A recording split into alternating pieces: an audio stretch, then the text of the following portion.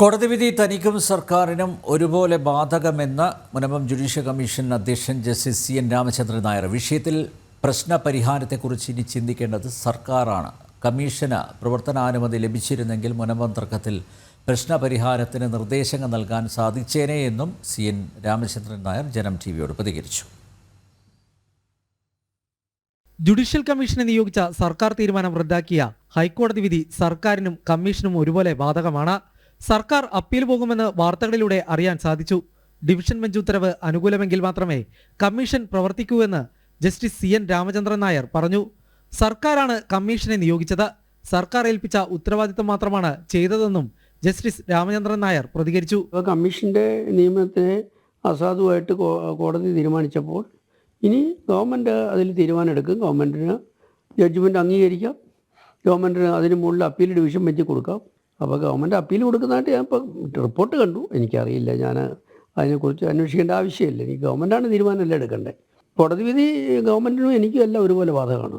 അതുകൊണ്ട് ഞാൻ മുമ്പോട്ട് പോകണമെങ്കിൽ പുതിയ വല്ല ഈ ജഡ്ജ്മെൻറ്റിനെ മറികടക്കുന്ന വല്ല ഡിവിഷൻ ബെഞ്ച് ജഡ്ജ്മെൻറ്റും വരണം.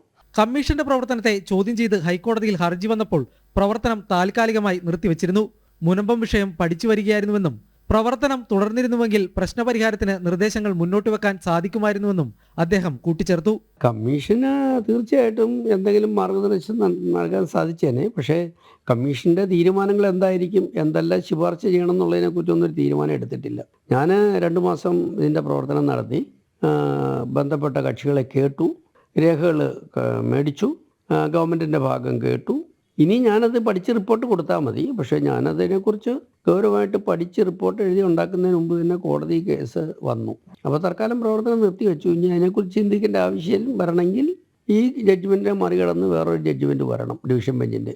ഹൈക്കോടതിയിൽ സർക്കാർ തങ്ങളുടെ വാദം ഗൗരവമായി അവതരിപ്പിച്ചുവെന്നാണ് താൻ മനസ്സിലാക്കുന്നതെന്നും justice C N Ramachandran Nair അഭിപ്രായപ്പെട്ടു.